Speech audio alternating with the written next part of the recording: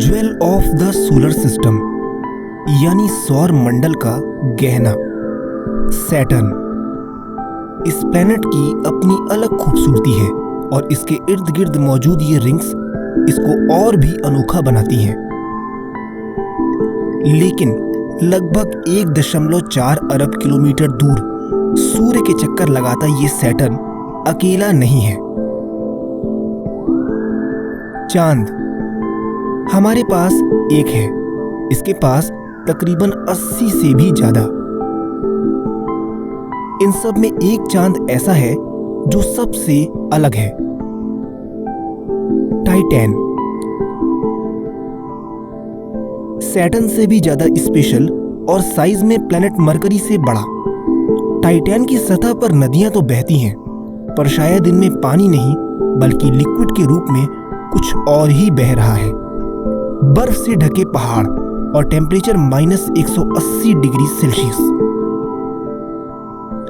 पृथ्वी से करोड़ों मील दूर कुदरत का ये रूप जितना कठोर है उतना ही रहस्यमय भी।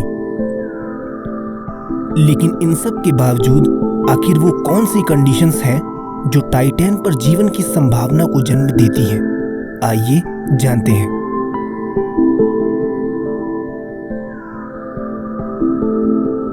सैटर्न के पास लगभग 82 चंद्रमा है और इस परिवार का सबसे बड़ा सदस्य है टाइटैन, जो पूरे सोलर सिस्टम में जुपिटर के मून गैनीमेड के बाद दूसरा सबसे बड़ा मून है। ये एकमात्र ऐसा मून है जिस पर बादल भी बनते हैं और बरसात भी होती है। पृथ्वी की तरह इसका अपना वातावरण भी है जिसमें नाइट्रोजन की मात्रा सबसे अधिक है, ठीक वैसे ही जैसे पृथ्वी के वातावरण में होता है।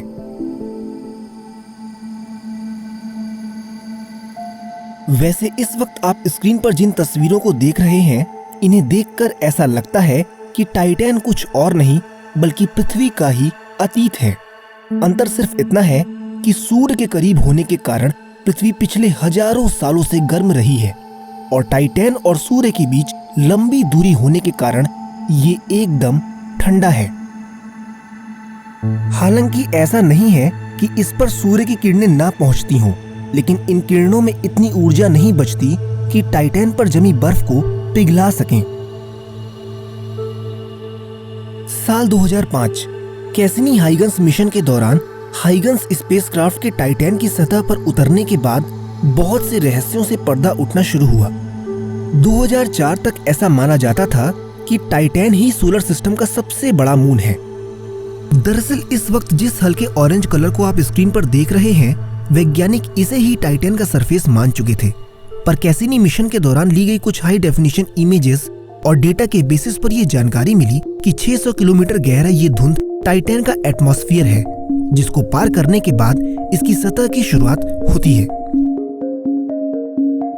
तकरीबन 600 किलोमीटर मोटा और 95% नाइट्रोजन से बना इतना डेंस एटमॉस्फेयर अब तक किसी भी सेलेस्टियल बॉडी पर नहीं पाया गया है। टाइटैन के इस जटिल वातावरण में बहुत से राज दफन हैं। उदाहरण के तौर पर इसके वातावरण में कार्बन और हाइड्रोजन से बने बहुत से ऑर्गेनिक मॉलिक्यूल्स मौजूद हैं, जिसमें ऑक्सीजन होने की भी संभावना है। ये सभी एलिमेंट्स पृथ्वी के वातावरण में भी पाए जाते हैं और किसी न किसी रूप में जीवन को पनाह देने के लिए काफी हैं।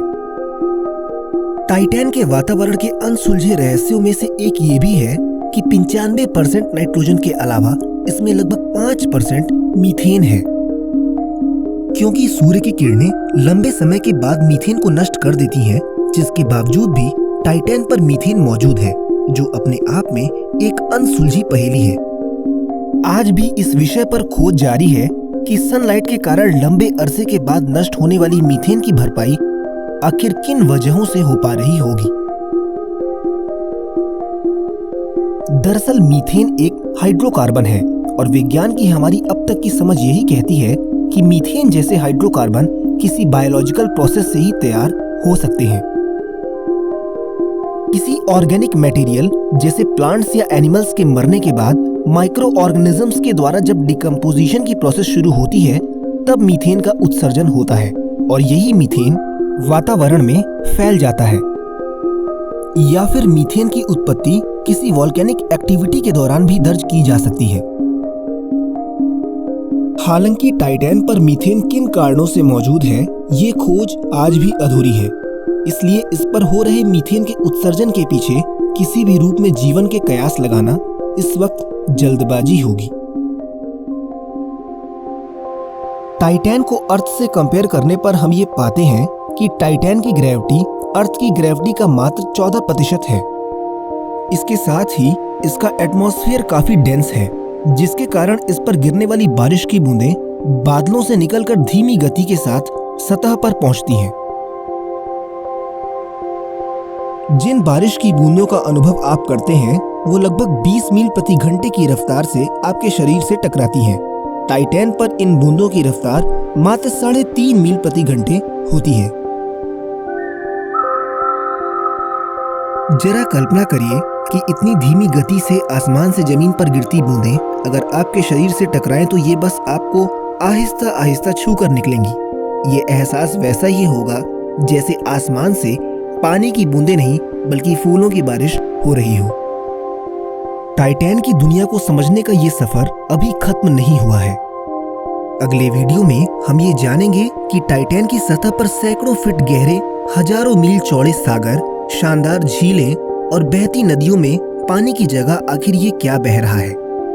हम ये भी जानेंगे कि साल 2026 में लॉन्च होकर सफर पर निकलने वाला मिशन ड्रैगनफ्लाई आखिर कब टाइटैन की सतह पर पहुंचेगा और कौन से नए राज खोलेगा।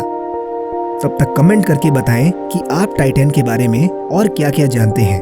और अगर ये कंटेंट अच्छा लगा हो तो चैनल को प्लीज सब्सक्राइब करने के साथ बेल आइकन को भी प्रेस कर लें।